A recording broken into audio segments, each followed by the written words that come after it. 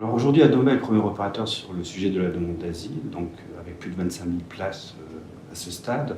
Donc le grand principe, c'est que nous dédions une équipe de travailleurs sociaux sur chacun des sites afin d'accompagner les demandeurs d'asile au quotidien. Moi, ce que je voulais, c'est gagner en expérience et avoir une autre image des réfugiés que ceux que je vois dans la rue, par exemple. Ça m'a ouvert l'esprit, en fait. Tous les mercredis après-midi, on a des ateliers avec les enfants qui se déroulent en deux temps. Premier temps, on a des jeux, du sport, et deuxième temps, c'est soutien scolaire. Ça crée un lien entre tout le monde, avec nous, mais aussi avec l'équipe, avec tous les gens qui résident là-bas. Il y a un réel travail d'expertise au niveau du dossier de demande d'asile, parce qu'aujourd'hui, on ne peut pas faire preuve d'amateurisme sur ce sujet. Au jour le jour, ce qu'on fait, c'est qu'on essaye, avec les enfants, on fait des petits coloriages, des petits jeux devant, dehors.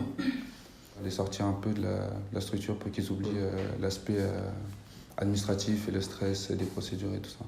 Donc Adoma est un facilitateur dans le sens où aujourd'hui la France reste quand même un dédale administratif pour un étranger. Donc l'idée pour nous, c'est d'ouvrir les portes de toutes les administrations afin d'accompagner le demandeur d'asile vraiment dans toutes ses démarches et en même temps essayer de lui inculquer quelques petites règles de citoyenneté afin que la personne, si elle obtient le statut de réfugié politique, puisse au mieux s'intégrer dans le tissu local. À 14h, tous les mercredis, ça commence à toquer. Venez jouer avec nous, ils nous laissent des petits mots, etc. Parce que je sais que j'ai des collègues qui m'ont dit que quand on partait, les jeudis, ils venaient les voir et qui disaient mais dans combien de dodo ils vont revenir, etc. Du coup, ça fait plaisir.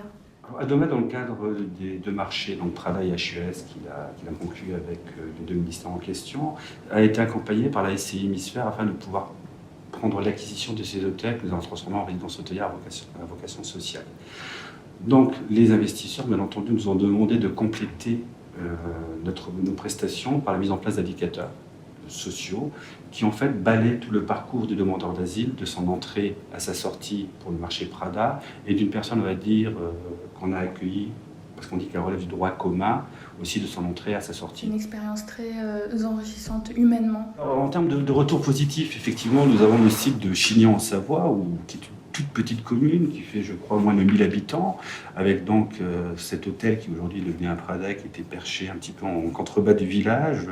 Vous imaginez l'école, il n'y a qu'une classe. Donc, voilà. Et donc aujourd'hui, monsieur le maire de Chignan, lors d'un comité de pilotage qui a eu lieu il n'y a pas longtemps, nous a quand même indiqué que toutes les craintes qu'il avait initialement s'étaient estompées et qu'il prenait du plaisir à voir les personnes accueillies, à jouer au foot par exemple avec les enfants du village. Voilà, donc ça, je pense que c'est une satisfaction vraiment importante pour nous.